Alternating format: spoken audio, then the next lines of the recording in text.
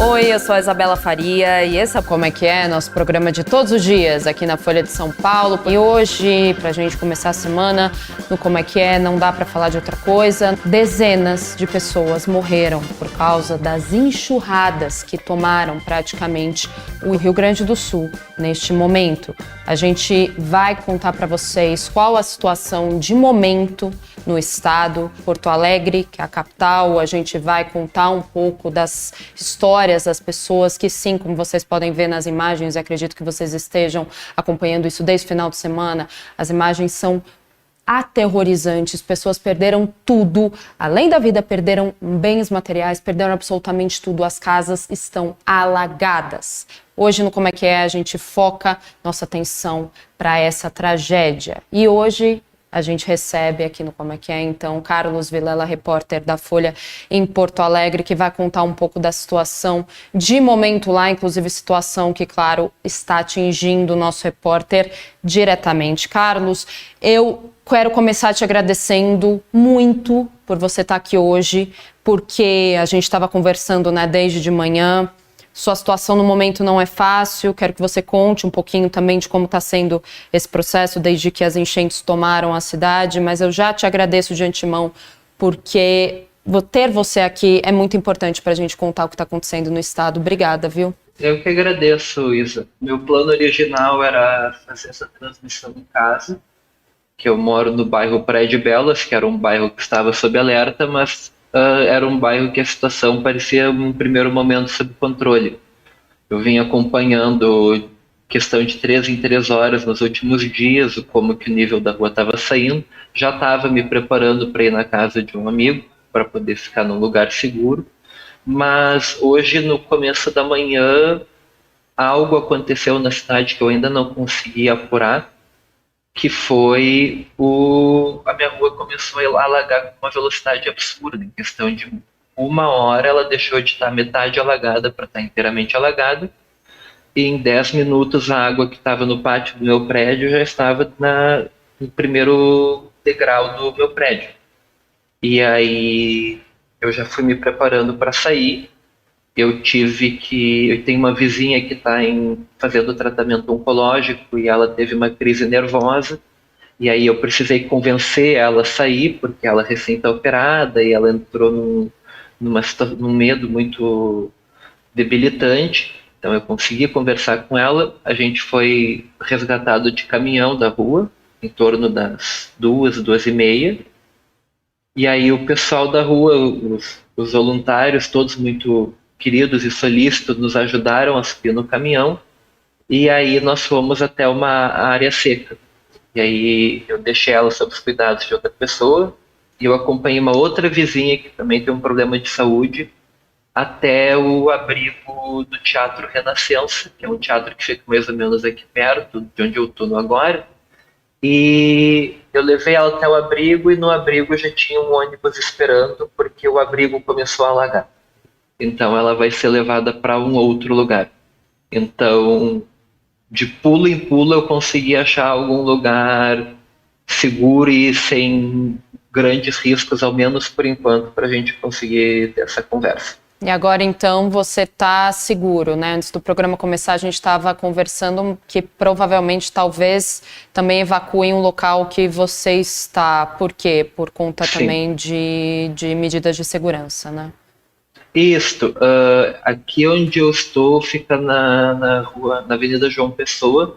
Ela fica a 4 quadras, mais ou menos, do Arroio Dilúvio, que é a principal curso de água que corta a cidade ao meio. Porto Alegre é uma cidade abastecida por muitos rios e tem o Lago Guaíba, que é o nosso principal estuário de água, mas tem esse arroio que ele vai de ponta a ponta da cidade, no caso leste a oeste, e em vários trechos esse arroio está centímetros de encostar na ponte, não necessariamente de passar o nível e cobrir a rua, mas é uma quantidade muito forte de água.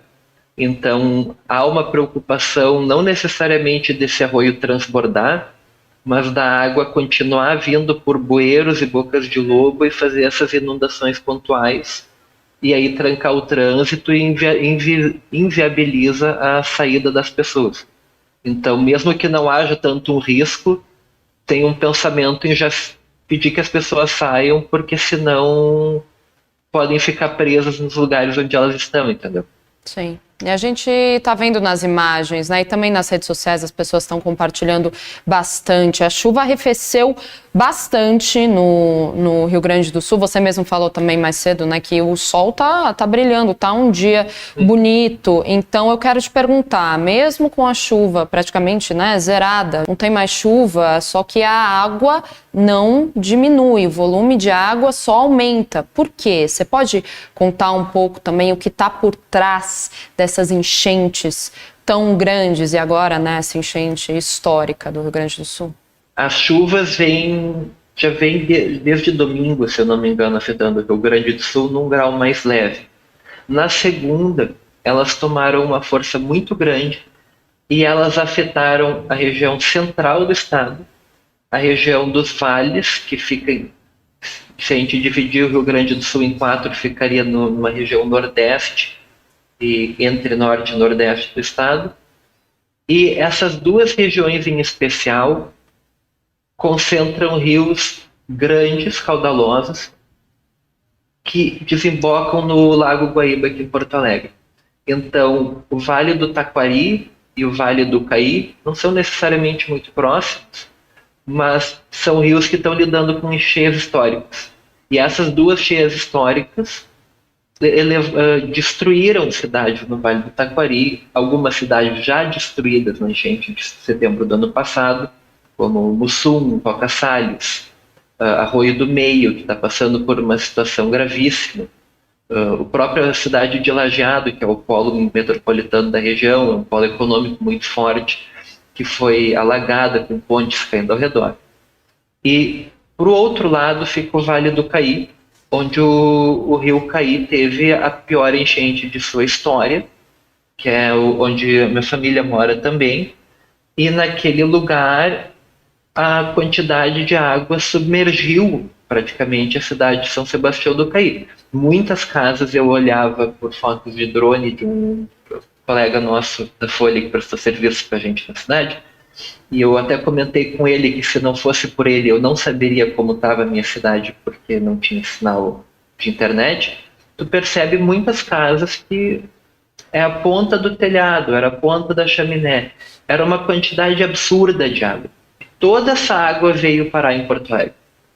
E ela veio um pouco junto, ela veio num curso na correnteza, chegou a esses dois leitos do Taquari e do Caí, mais os afluentes desses rios, juntos, e elevaram o nível aqui em Porto Alegre.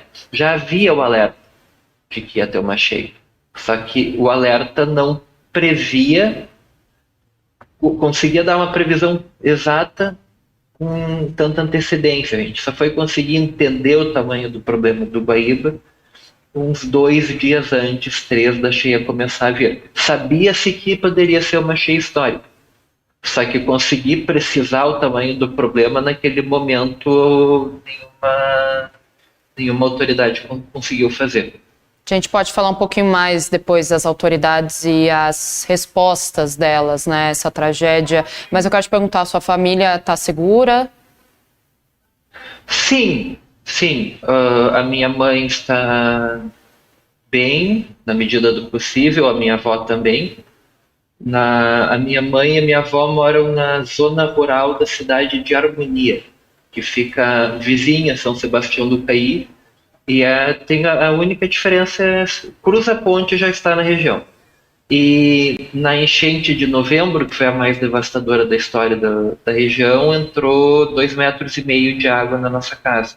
E a gente perdeu quase tudo, a gente conseguiu salvar o que ficou num mezanino que a gente ergueu pensando em enchentes, porque é uma zona que acontece enchente com muita frequência.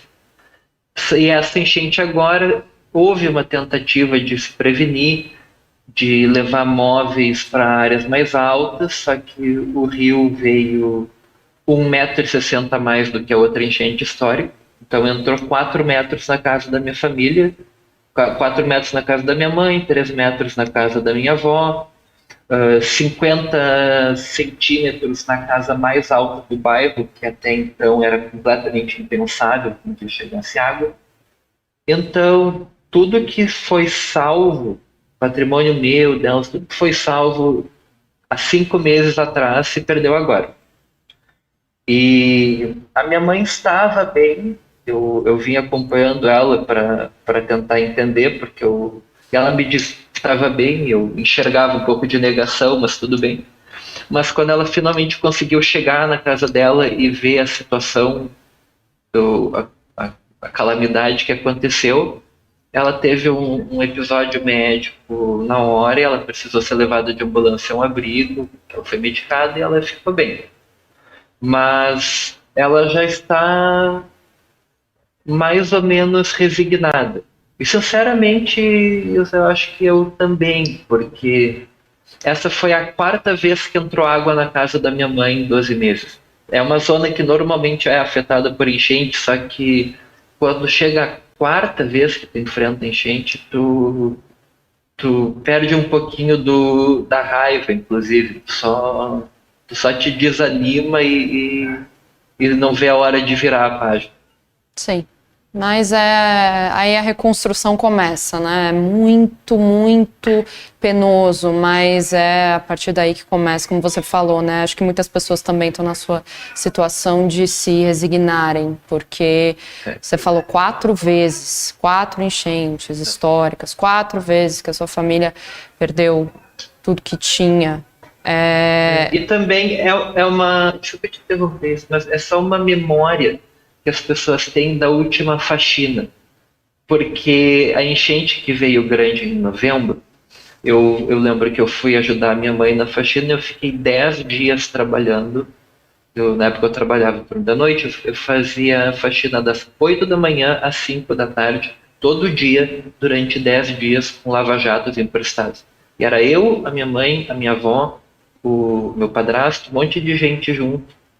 E eu fui embora, porque eu não podia mais ficar tanto tempo, e a faxina continuou. Aquela faxina demorou em torno de 40 dias para ficar pronta. Essa enchente agora veio 1,5 metro a mais. Então ela prevê uma faxina muito maior. Mas eu já conversei com a minha mãe e eu não acho que essa faxina será feita até o fim. Porque o interesse dela agora, depois de perder tudo e perder de novo, ela só não quer voltar mais para a própria casa. Ela vai achar uma maneira de ficar em algum lugar, só que eu acho que é isso muito que desanima as pessoas. Ninguém quer limpar de novo. Todo mundo tem que, mas é mais uma quantidade de cansaço dos braços, de puxar rodo, etc, etc, que acho que frustra muito quem está refém de um problema climático e não sabe o que fazer, né, Isa? Exatamente, é um cansaço físico, mental, e além de famílias como a sua que perderam tudo, nesse momento, por conta dessas enchentes, a gente tem ainda pessoas no interior do estado que estão isoladas, né, ilhadas, né, porque a ajuda simplesmente não chega. Por que não chega? Não chega por uma série de motivos. Um motivo em especial já não é mais tanto, porque felizmente a gente está com o céu limpo e abriu o sol, que era a dificuldade do acesso aéreo a algumas cidades. O que estava acontecendo? Era tão massiva a chuva, era uma quantidade de milímetros tão fora do normal, que helicópteros simplesmente não conseguiam chegar na cidade para fazer o resgate. Então, a gente já tem aqui no Rio Grande do Sul um déficit de helicópteros que possam voar à noite, e muitos desses lugares precisavam ser feitos à noite, e não era viável. E também, logo no começo da semana, quando começou a chegar as forças aéreas de outros lugares, helicópteros enviados de São Paulo, helicópteros de Santa Catarina, os helicópteros federais, muitos esbarravam em Santa Catarina e não conseguiam entrar, porque não tinha janela climática. Era uma condição climática tão forte que inviabilizava o voo. Felizmente agora nós já conseguimos resolver essa situação já está mais ou menos mitigada com a diminuição das chuvas. Qual é o outro problema? É as vias terrestres do estado estão numa situação de guerra, absoluta guerra. Então, para sair de Porto Alegre hoje, existe apenas uma saída, que é pelo município de Viamão, como ao litoral, mas as principais vias logísticas que vão de Porto Alegre ao interior do estado ou estão submersas e agora deixando de submergir, ou foram levadas embora. A gente tem muita ponte que foi destruída, muita ponte que ainda não se conseguiu identificar o dano estrutural e a gravidade para saber se já pode passar caminhão ou não. Trechos de rodovias federais e estaduais que vieram abaixo e que vão exigir um tempo maior de reconstrução. Para vocês terem uma ideia, para a gente chegar hoje em algumas cidades na região central do estado, que daqui de Porto Alegre a Santa Maria mais ou menos demoraria umas 4 horas e meia, a gente teria que fazer uma saída de Porto Alegre rumo ao litoral, descer ao sul do estado por Rio Grande e a partir de Rio Grande Pelotas tentar fazer esse caminho.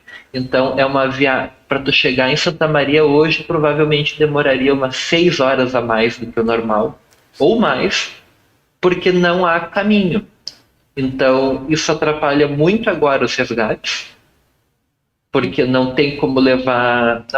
Nessa altura, na verdade, atrapalha muito mais levar suprimentos, porque as pessoas estão precisando, não estão salvos, não estão conseguindo ter as coisas que precisam. Já aqui em Porto Alegre, Canoas e região metropolitana, a gente tem o problema do resgate, que é muita gente.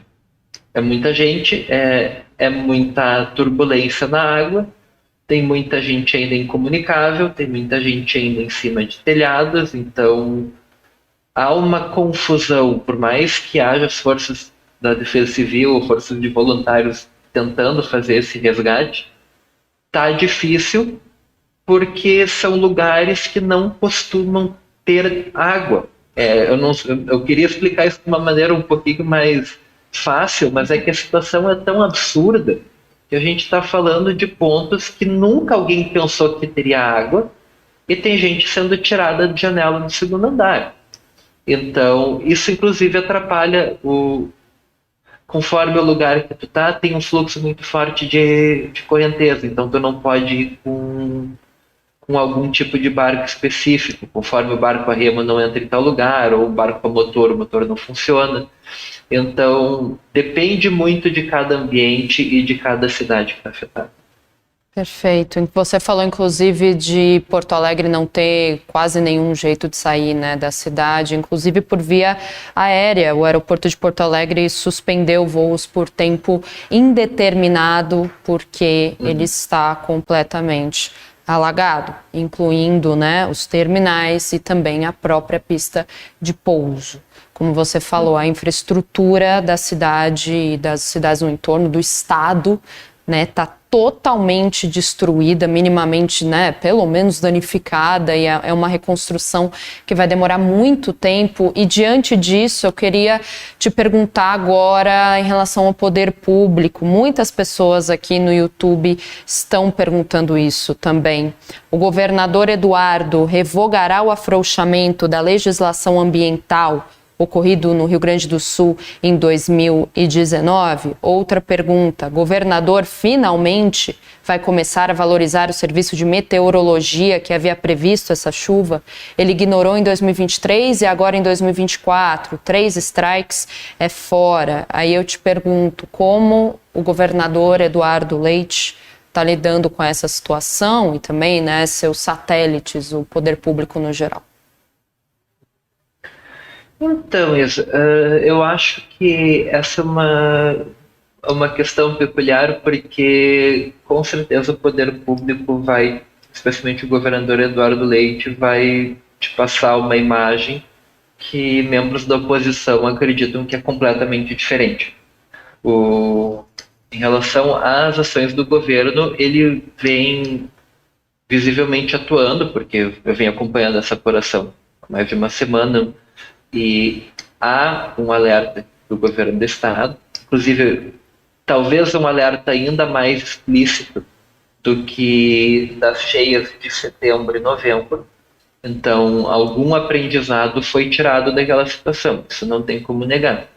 É possível, nesse primeiro momento, fazer uma discussão do do quão amplo e do quão abrangente estão essas ações do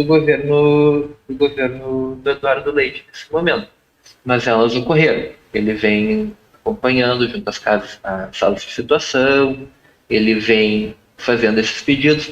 Só que ele alertou ao longo da semana passada, já havia um recado bem claro dele, que não haveria como fazer muitos salvamentos porque faltaria basicamente mão de obra para isso.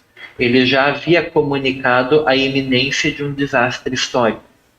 Então, esse ponto em especial atrai muita cobrança da oposição ao governador, porque a ideia da oposição é: se há esse recado de que haveria um desastre histórico, vamos confirmar se o governador fez ou não o que ele deveria ter feito nesses últimos 6 meses para mitigar qualquer coisa dessa situação. O argumento que o governo faz é que é uma situação tão fora da curva, um volume tão absurdo de água, de vento, de tempestades, que não haveria o que fizesse para poder melhorar mais do que já está, para poder combater a situação mais do que eles já fizeram. De certa maneira, isso eu teria que fazer uma apuração com mais tempo, conversar com mais gente para descobrir até que ponto procede. Isso faz sentido porque a gente está falando de cidades que tiveram em um dia a quantidade de chuva que elas têm no outono. E não se tem como fazer uma medida de proteção para mais de 2/3 do Rio Grande do Sul. O Rio Grande do Sul é quase 500 cidades, são 330 e poucas cidades em situação que sofreram algum dano. Não tem como cuidar de todas as cidades ao mesmo tempo. Só que o governador bate muito na mesma tecla de que agora é o momento de união política, que não é o momento de encontrar culpados, e sim de tentar descobrir, tentar se unir algo de um prol maior. Só que a oposição questiona justamente esse argumento. É fácil dizer que não é hora de encontrar culpados quando o dedo em relação ao culpado talvez seja apontado no teu rosto, sabe? Se o governador é culpado ou não por não ter passado quantia suficiente de verbas para a defesa civil, como algumas pessoas da oposição argumentam, ou se não houve medidas suficientes para mitigar esses problemas, aí é uma questão que vai exigir um pouquinho mais de apuração. Algo me diz que vai haver uma CPI, porque eu vejo uma movimentação parlamentar para tentar descobrir se houve algum problema nessas ações. Só que, no momento, a maior dúvida em relação ao que o governador teria feito ou não é: o governador argumenta que tudo que devia ser feito foi feito.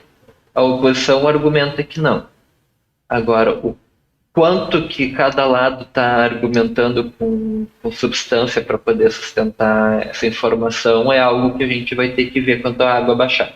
Sim, a gente vai acompanhar, né, as próximas movimentações políticas, mas você disse sobre ser um ponto fora da curva, né? De fato, em um dia choveu o previsto para um outono inteiro no Rio Grande do Sul. De fato, uma coisa difícil de prever, mas aí eu quero te perguntar também em relação a políticas públicas mais a âmbito federal, digamos assim, porque Lula visitou, certo? Porto Alegre, visitou as áreas atingidas pelas chuvas. E quando você diz ponto fora da curva, é por conta das mudanças climáticas, porque sim, elas existem, elas estão aí, e por conta delas, essas situações de extremos só vão piorar e só vão se tornar mais comuns. Aí eu queria te perguntar se há alguma apuração, se há alguma movimentação política para se criar, ou pelo menos pensar em algum fundo, algum orçamento destinado para esse tipo de calamidade. proveniente de mudanças climáticas, porque não dá para a gente continuar achando tudo bem, foi algo realmente fora da curva, mas essas coisas vão acontecer. Aqui em São Paulo não é nada que se compare, obviamente, à tragédia que a gente está vendo aí, mas em São Paulo está muito calor, mais um recorde de calor para maio. Por aqui temos secas absurdas ainda no Nordeste. Então, assim, um fundo, um orçamento para esse tipo de calamidade, como o Japão tem há décadas, para tsunamis, para terremotos, que, claro, não zeram os efeitos, não tem como, mas diminui muito, né? Diminui muito o fato diminui mortes, né? Aumenta a segurança das pessoas. Aí eu queria te perguntar se há alguma movimentação vinda, né, do governo Lula ou de instâncias como o legislativo para se pensar num fundo, ou o Lula somente, enfim, somente não, porque, claro, qualquer ajuda é importante, mas ele liberou emendas parlamentares, né, para o Rio Grande do Sul. Mas em relação a essa causa da mudança climática, a gente não tem nada previsto, um fundo, por exemplo? Então, ontem eu estive com o presidente Lula numa comitiva que ele veio visitar a nossa região, e ele veio acompanhado do ministro da Economia, Fernando Haddad, veio do Arthur Lira, Rodrigo Pacheco, veio com a ministra Marina Silva. E eu acho que os dois pontos mais importantes da coletiva de imprensa ontem perceber foram o eixo econômico e o eixo ambiental. A maior reclamação do governo Leite no presente momento envolve a crise econômica que o Rio Grande do Sul enfrenta. A gente está há muito tempo num problema de déficit, que nós assinamos também o regime de recuperação fiscal, e o próprio governador disse que esse tipo de regime sufoca iniciativas que possam, iniciativas variadas. De certa maneira, enquanto tu estiver sob o RRF, tu tem que governar o Estado quase como um guia já premeditado do que tu tem que fazer para não fazer com que o dinheiro vaze para outros cantos. O governador Eduardo Leite cobra do ministro da Economia, do ministro da Fazenda, Fernando Haddad, e vem sinalizando que há um recado positivo de achar maneiras de flexibilizar isso. Já havia uma tentativa anterior, e agora o governador Eduardo Leite ele usa as palavras Plano Marshall, para quem não conhece, foi um plano de reconstrução da infraestrutura pós Segunda Guerra, para ser aplicado aqui no Rio Grande do Sul. Então, existe um plano de reconstrução de infraestrutura, ou melhor, não existe um plano, existe o desejo de elaboração de um plano que será elaborado agora quando as águas baixarem e entenderem o tamanho do estrago. E esse plano será apresentado ao ministro Fernando Haddad. Em relação à parte ambiental, o presidente Lula falou ontem que a ministra Marina Silva vai elaborar um plano de contingência, um plano específico de combate a desastres climáticos de grande porte. Só que nada foi detalhado. E, na verdade, poucas coisas foram detalhadas ontem naquela reunião. Então, veio uma comitiva muito grande de ministros, mas enquanto se fazia apuração, não havia necessariamente algum grande fato numérico, alguma coisa que a gente conseguisse usar para descobrir o que é esse plano ambiental do governo. Há o interesse? Já se mencionou aqui no Rio Grande do Sul, alguns outros deputados falam ao passant, assim, brevemente, da importância da gente pensar alguma política pública de financiamento específica para questões climáticas. Mas nesses 6 meses, pouco andou. Se a gente for acompanhar uma notícia recente dos nossos deputados gaúchos, de memória, acredito que são 35 deputados, ou 31 deputados federais, apenas 3 fizeram algum tipo de medida, algum tipo de projeto específico para prevenção de enchentes. E 2 desses projetos, se eu não me engano, eram mais temáticos na área de educação. Então, eu posso dizer isso sem grande medo, ou sem medo de querer parecer opinativo, tem um déficit grande de projetos específicos para a área. Porque o presidente Lula pode falar que a ministra Marina vai elaborar um plano, o governador Eduardo Leite pode mencionar esse plano Marshall, pode falar de planos para o meio ambiente, talvez haja alguma iniciativa que eu não esteja por dentro, que talvez não seja tão divulgada, que aí eu estaria aberto a reconhecer meu erro, mas venho pesquisando há muito tempo, inclusive como parte interessada, por causa da minha família, não encontrei. Então, eu tenho certeza, posso te garantir que algo vai aparecer nos próximos meses por questão da cobrança. Só que o que deveria ser feito nesses 5 meses, não sei te dizer se foi feito, porque não houve nada muito ou repercutido ou visível. Eu entendo que esse desastre agora ele é teoricamente anormal, só que não ouvi nenhuma mensagem de alguém, nenhuma notícia falando que algo aconteceu de bom nessa enchente porque foi feita uma prevenção assim, meses atrás. Isso eu não consegui apurar e, sinceramente, eu acho que se tivesse acontecido já estaria evidente até o momento. Exatamente, porque pelas imagens que a gente está vendo, pelo tanto de pessoas que morreram, pelo tanto de famílias que perderam absolutamente tudo que tinham, com água, cobrindo casas e municípios inteiros, de fato, as políticas públicas, se existirem para com esse fim de combater, mitigar os efeitos das mudanças climáticas, realmente não deram certo. Pelo que a gente consegue ver, inclusive, nas filmagens, as imagens que a gente está mostrando aqui. Esse plano de infraestrutura, Carlos, você acabou de falar para a gente, né? Nada foi muito explicado, nada foi muito definido, então acredito que talvez a resposta para essa pergunta ainda esteja em aberto, mas a gente tem uma pergunta no YouTube. O governo vai desapropriar terrenos em áreas sujeitas a alagamentos e construir condomínios para os afetados se mudarem?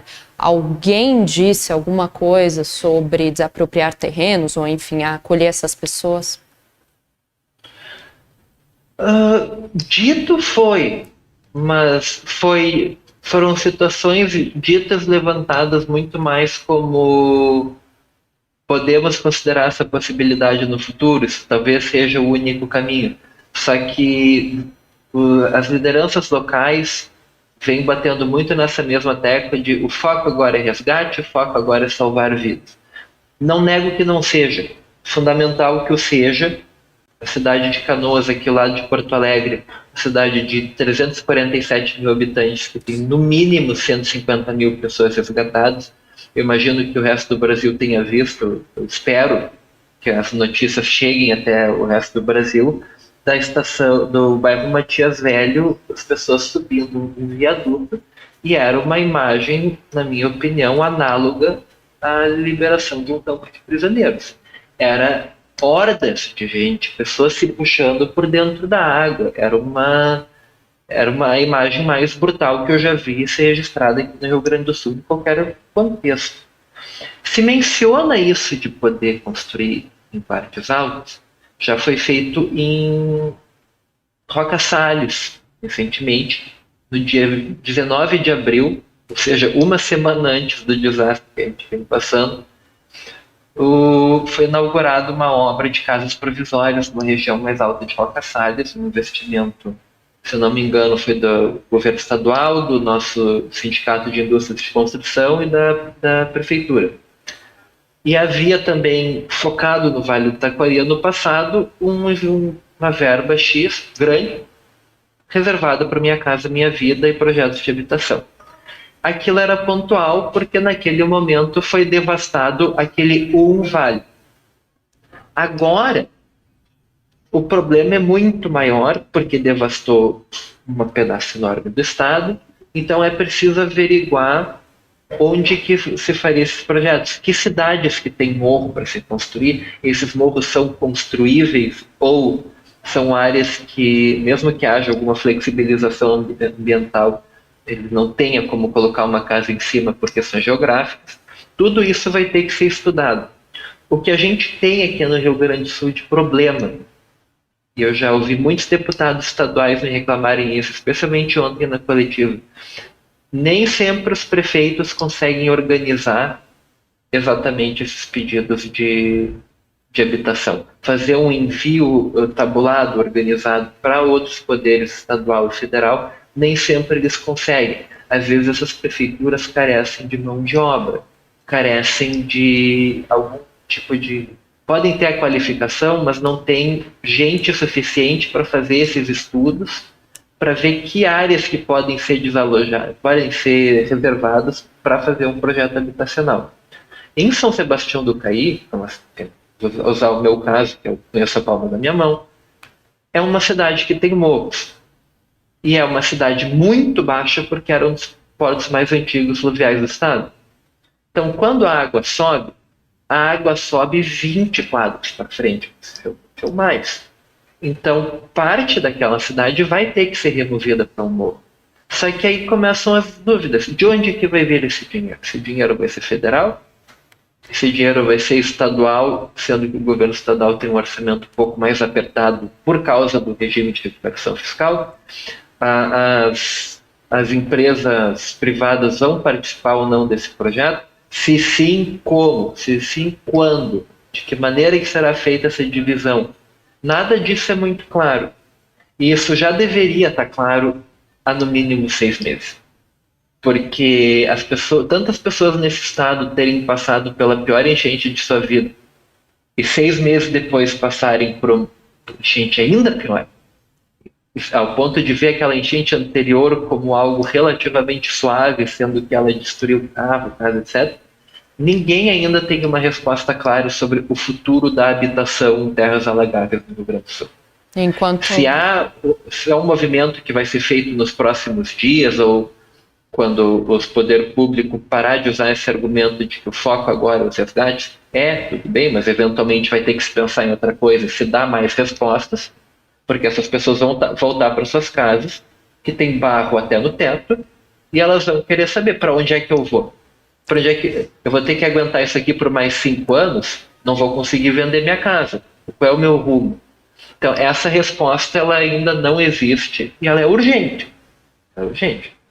Ela é urgente, porque senão o Rio Grande do Sul e outros estados que passam por essas enxurradas ou outros eventos climáticos extremos vão se resumir apenas a resgates, né? Sempre vão ser resgates. Agora é hora de salvar vidas. Sim, mas todo momento é hora de salvar vidas. Então precisa ter, depois, claro, da água baixar e tudo mais, precisa ter uma resposta justamente para onde essas pessoas vão. Elas voltam para casa, encontram tudo destruído e para onde elas vão, né? Como você acabou Tem um argumento bem específico em relação ao que tu falou, e eu que venho de uma cidade que a gente costuma dizer que é a cultura da enchente. O rio subia no mínimo uma vez a cada 3 anos, uma enchente de médio porte. Então, era o costume da cidade conviver com enchente. As pessoas sempre falavam, tu é de São Sebastião do Caí, lá sempre alaga. É normal. Agora deixou de ser uma questão corriqueira. E nessas cidades que nem São Sebastião do Caí, muita gente quer ir embora há muito tempo. Só que a gente conversa com pessoas que não são familiarizadas com a situação, ou inclusive pessoas da cidade que moram em alguns bairros mais elevados, muitas vezes de mais poder aquisitivo. Eu já ouvi de muita gente, empresários da cidade, me dizendo que essas pessoas moram nesses lugares porque querem. Porque a prefeitura dá lugar para elas ir e elas vendem as casas para dar, ou elas cedem a casa e querem voltar para o seu ponto. E aí depois ganham móveis, pedem tudo de novo e depois vão pedir esses mesmos móveis para a prefeitura. O que essas pessoas não conseguem entender, na minha percepção, é que, primeiro, deixar o lugar que se mora não é fácil. O ser humano é um animal. Como todo animal, a gente gosta de ter o nosso cantinho, a nossa toca, o nosso lugar, que é o nosso porto seguro. Então, simplesmente chegar para uma pessoa e dizer: tu tem que sair de onde tu mora, eu vou te botar lá em tal lugar. Às vezes aquele lugar que tu mora não é perto do resto da tua família, não é perto do teu trabalho. Então, tu te desanima a aceitar esse lugar, porque não é pensado uma rede de transporte, uma rede de urbanismo para fazer com que esse novo lugar que tu vai morar te inclua no resto da cidade. Às vezes podem construir um loteamento enorme, com casas relativamente boas, mas é praticamente inviável tu chegar no centro da cidade e tu acaba num déficit de saúde, de acesso à alimentação nesses lugares. E há outras pessoas, que é o caso da minha família, por exemplo, eu já tive alguns amigos que na melhor das intenções me perguntam por que a tua família não sai de lá? Mas aí eu sempre respondo, quem é que vai querer comprar um terreno que entra mais de 4 metros de água? A gente a gente não vai ter a verba, nem eu, nem os vizinhos, nem muitos moradores da cidade não tem esse dinheiro, porque tu não vai ter comprador para uma casa que tem, num lugar que não molhasse custaria 250 mil, mas a casa acabou de ter água até a chaminé. Quem é que vai querer comprar esse tipo de casa? Quem é que vai querer investir em emprego numa cidade, que a minha cidade tem uma empresa de conservas muito grande, e eu torço que a empresa continue na cidade, porque senão a hecatombe econômica é muito maior, mas quem é que vai querer investir num lugar onde as pessoas estão sempre debaixo d'água? Quem é que vai comprar e dar dinheiro para que essas pessoas possam sair e viver o seu sonho num lugar que não inunde, porque não tem simplesmente quem tem interesse em comprar a tua casa inundada? Muita gente ali vai viver até o fim da vida com uma casa com poucos móveis e vão ficar aguardando, torcendo que os filhos consigam sair e viver uma vida módica numa cidade que, se continuar desse jeito, com o tempo se torna uma cidade fantástica. Exatamente. Você falou de hecatombe econômica, né, no caso da sua cidade, que é uma cidade menor, mas quando a gente olha para essa tragédia no Rio Grande do Sul, claro, tirando o fato de que dezenas de pessoas morreram, como você falou, várias pessoas estão desalojadas também, mas tem a parte econômica. O Rio Grande do Sul é muito importante, economicamente falando, para o PIB brasileiro. E eu queria te perguntar agora, a gente já consegue medir as consequências econômicas dessa tragédia para o resto do Brasil? A gente tem uma pergunta em relação a isso, do Haroldo Miranda. O estado do Rio Grande do Sul é o maior produtor de arroz do Brasil. Isso vai impactar o preço desse alimento em todo o país? Essa, de fato, é a maior tragédia climática desse estado. Muito triste.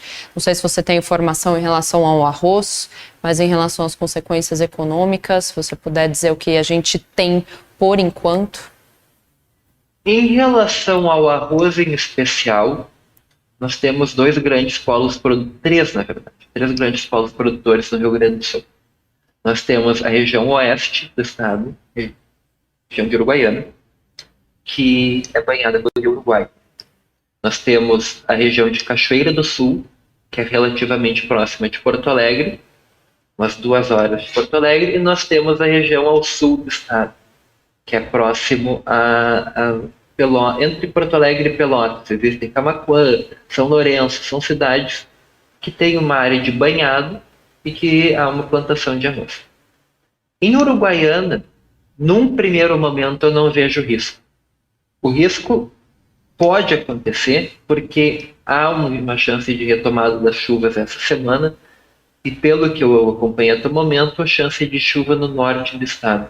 É no norte do estado que desce via Uruguai, e essa água toda que já choveu até o momento vai descendo o curso do rio Uruguai, costeando o Rio Grande do Sul pela região oeste, passa por Uruguaiana, costeia todo o oeste do Uruguai e desce no Rio da Plata, lá na Argentina.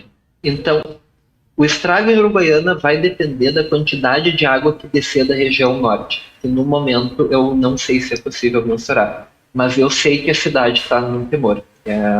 Eu tenho muita família lá, minha família paterna é toda de Uruguaiana, e há uma tensão, mas não sei se dizer até que ponto estraga.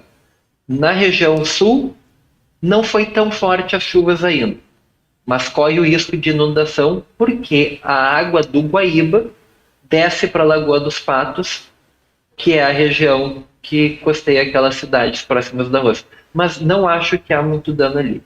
Cachoeira do Sul, talvez um pouco mais. Mas o medo do arroz, eu acho que dentre os produtos agrícolas, talvez acabe sendo menos afetado.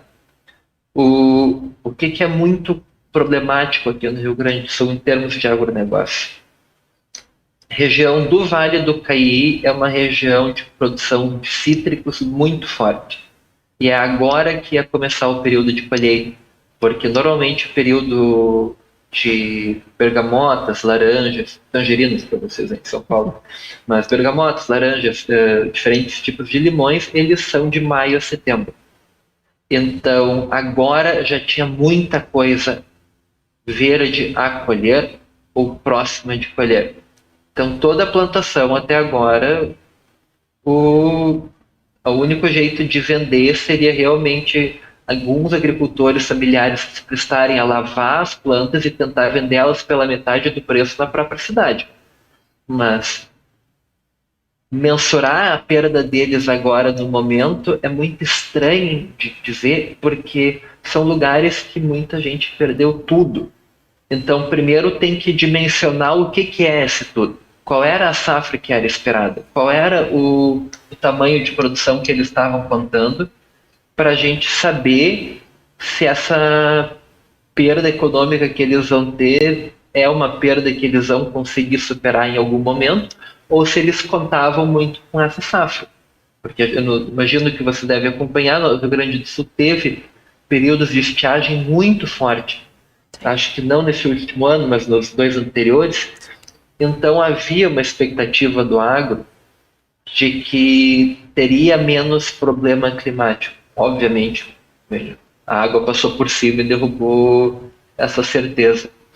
Mas os problemas econômicos que a gente vai ter são muito decorrentes, não só do estrago que fizeram nos cultivos, basicamente toda e qualquer horta desse estado que não foi cultivada em uma região de morro foi levada pela água, a gente vai ter um problema logístico muito grave. Porque muitas estradas interrompidas, muitas vias vão precisar de reconstrução. Muitas cidades rurais, às vezes, só têm acesso por terra batida. Não necessariamente tem asfalto normal. Então, se a gente considerar a quantidade de estradas desmoronadas, a quantidade de pavilhões de armazenamento de alimentos desmoronados, a quantidade de cultivos que foram todos água abaixo, não tem, acho ainda, como mensurar, porque a água ainda não baixou. Mas eu não vejo como esse não vai ser o maior desastre econômico da história do Rio Grande do Sul. Porque vai chegar a um ponto que não vai ter o cultivo que se esperava. Então, muitos agricultores vão enfrentar, no mínimo, um ano de uma carestia extrema. E a saída desses alimentos da região interiorana para Porto Alegre, para seguir ao Porto de Rio Grande ou para seguir rumo a outros lugares do Brasil, simplesmente não tem acesso. Então, há uma dúvida muito grande sobre o impacto econômico, porque ninguém sabe ainda o que aconteceu, ninguém conseguiu calcular rotas alternativas. A única certeza que se tem é que toda rota alternativa possível vai ser uma rota muito maior do que a esperada em muitos casos. E aí vai ser uma questão de acompanhar ao longo do próximo mês, quando começarem a contabilizar o estrago, fazerem os cálculos específicos para entender o que está acontecendo. Mas se tem como eu te dar um número? Não. Se tem como eu te dar uma certeza, o Rio Grande do Sul se encaminha para possivelmente a maior quebra econômica isolada de sua história.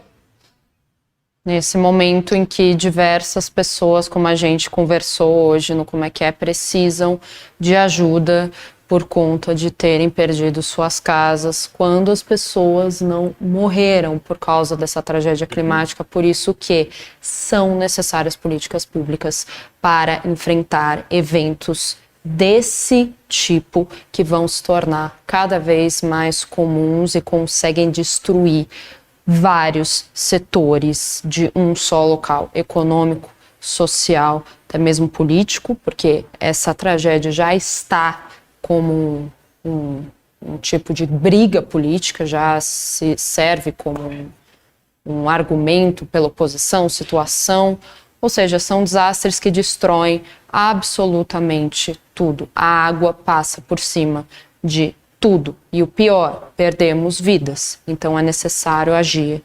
Cobrar do poder público, é necessário algo acontecer já. Carlos Vilela, correspondente da Folha em Porto Alegre. Carlos, eu não consigo mensurar o meu agradecimento, a minha... Realmente, eu tô até meio sem palavras, porque você dispor do seu tempo. Na sua situação, na situação, né, de que você se encontra juntamente com várias outras pessoas, muito obrigada mesmo por contar pra gente o que está acontecendo com você, por contar o que está acontecendo no Estado, e eu só posso desejar muita força para você, para sua família e para todas as pessoas ao seu redor, porque não é fácil e do jeito que você está contando é muito, muito, muito pior do que muita gente imagina o que está acontecendo aí no Rio Grande do Sul. Então, muito obrigada. Eu que agradeço, viu, Isa? Foi um dia um pouco corrido para a gente chegar. Até chegar aqui nessa transmissão ao vivo foi uma correria sem fim, mas é o mínimo que eu poderia fazer, porque eu já me criei com enchente. Eu brinco, minha primeira enchente eu tinha 6 anos e eu fui tirado de barco da casa da minha avó, porque eu estava com catapora. E eu via isso como se fosse quase uma brincadeira, assim, ó. Que divertido eu ter que sair com os bombeiros, pegar uma água. E com o tempo a gente foi entendendo com o tempo eu fui entendendo a gravidade dessa situação, as enchentes foram se agravando. E eu acho que o único jeito da gente explicar bem o que está acontecendo é tentar levar o máximo de informações. Eu não vou esperar que as pessoas de São Paulo consigam, ou de outros lugares do Brasil, consigam assimilar o que está acontecendo, porque se tivesse acontecido em Santa Catarina, eu não estaria conseguindo assimilar. Eu só posso dizer que é um desastre sem precedentes, mas que fico feliz de estar aqui. Feliz é uma palavra forte. Eu fico honrado de estar aqui e poder compartilhar isso com vocês, porque é o único jeito que eu vejo de entregar alguma coisa de volta para minha comunidade, que vem sendo tão afetada, e espero de verdade que em algum momento isso pare. É o que a gente espera, o que todos esperam. Muito obrigada, Carlos. Você foi essencial para a gente entender o que está acontecendo por aí. Volto sempre para falar de outra coisa, uma coisa boa de Porto Alegre.